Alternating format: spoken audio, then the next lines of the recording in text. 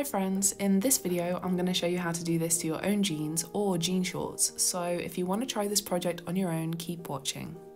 First of all, you're going to need a pair of jeans, preferably a thick, non-stretchy pair because thicker denim takes embroidery much better than jegging material.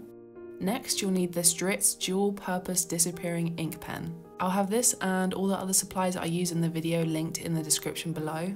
I used Lovey Mag thread for this project, which is one of the cheaper, good quality threads that I recommend to beginners. Then to make this project easier, you could use a 6-inch embroidery hoop to stabilize the fabric while you embroider. These are the needles that I use for almost every embroidery project I do, and I'll be using the longest ones in the pack for these jeans. So all of these supplies are essential for this pocket embroidery project, except for the hoop. This step isn't necessary, especially if you're using jeans without stretch, but I'll show you how to pop the hoop onto the jeans anyway in case you do want to use this method. For the first step, you're going to outline the larger flowers. I don't recommend drawing everything out at once since this gives you a bit of freedom with the design. So just go ahead and sketch out the 5 petals on each flower. I made the petals a little bit too big on the first flower, but the magic of this pen means it doesn't matter since the ink will disappear when it comes into contact with water. I like putting the second flower a little below the first to add a bit of dimension to the design. I'm going to thread my white embroidery floss to fill these flowers in, and I forgot to include these little scissors in the supply list, but any scissors will do. I just love these because they're small and sharp, which makes them perfect for embroidery projects. I'm using all 6 strands of this white floss because I want the flowers to be quite puffy, almost 3D. Remember to double knot the end of your thread before stitching. The stitch for the flowers is quite simple. It's just a satin stitch back and forth until each petal is full. You can go from the middle to the outer edges of the petals or from the outer edge towards the inner area. I actually like to do both. It can get a little tricky to pull the needle through the middle of the flower once you get towards the end, since there will be quite a large build-up of thread there.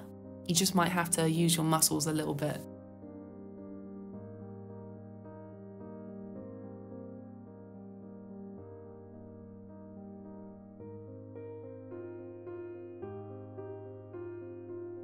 To tie off your thread, you need to loop it through the back stitches twice, and on the second go around, make a knot and then make another knot. This is a really foolproof way to make sure that your thread stays secure.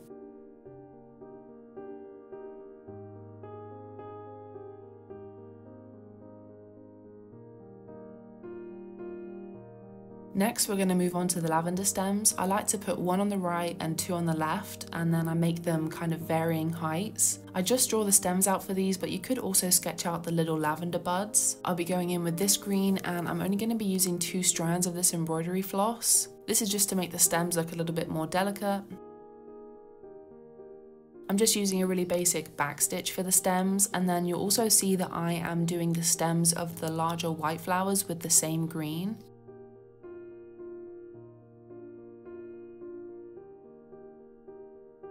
It's also quite important to make sure that you go below the line of where the top of the pocket will sit on the jeans. This is just going to give the illusion that the flowers are really growing out of the pocket if you can't see the bottom of the stems.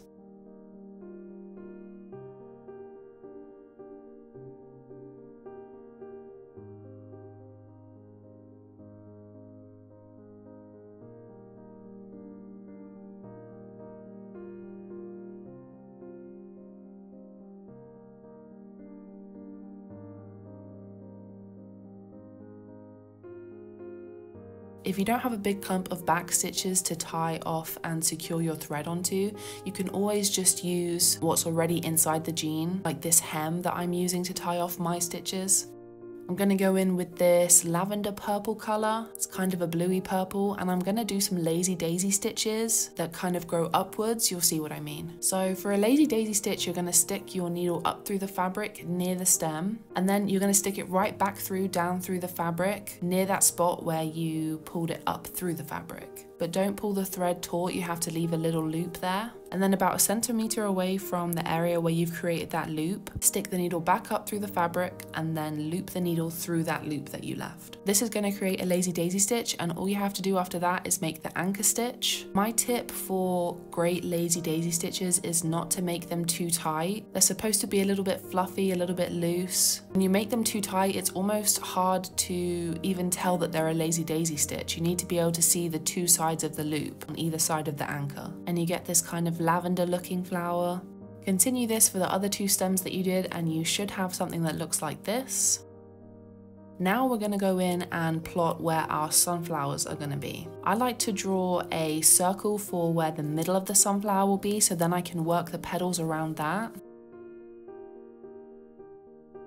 Gonna go in with this kind of burnt yellow for the sunflowers. Again, I'm using all 6 strands of embroidery floss for the sunflower petals. For the sunflowers, I like to make 4 initial stitches around the center of the flower in the 12 o'clock, 3 o'clock, 6 o'clock, and 9 o'clock positions. Then I go back in and make 4 more stitches between each of those stitches. So 1 stitch between 9 and 12 o'clock, 1 stitch between 12 and 3 o'clock, etc. And then I go back in and make 1 stitch between those stitches.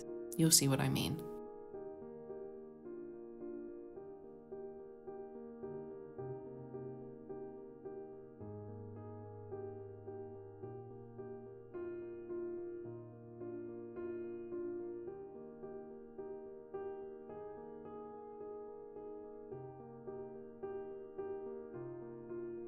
In total, it's 16 stitches. I also find it easier to work from the outside in when I'm doing these stitches usually. By doing 16 smaller stitches like this, it makes the sunflower appear quite full, and I really love the effect that it gives.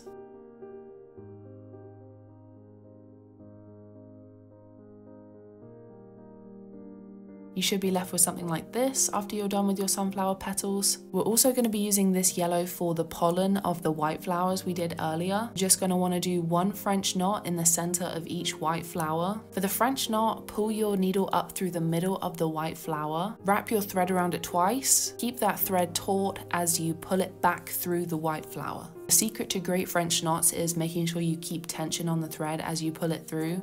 Just keeps them really neat and tidy.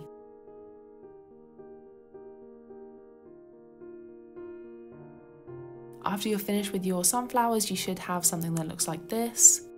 Then we're going to go in and fill in the center of the sunflowers with a brown thread. To do this, we're going to make about 6 French knots in the center of each sunflower. Wrap your thread around the needle twice before pulling it back through the fabric, and make sure to keep the tension on the thread to make sure your French knots are nice and tidy.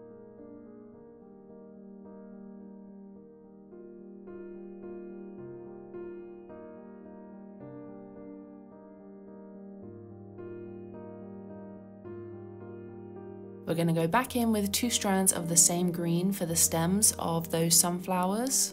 Again, make sure that you stitch below the line of the top of the jean pocket, just to give the illusion that they're really growing out of the pocket. Next, we're moving on to just some little filler stitches. I'm going in with the white floss and making a couple of French knots in some of the empty areas on the design. These kind of remind me of smaller, like baby flowers growing, and I just like to pop them in spots where it looks like there should be something.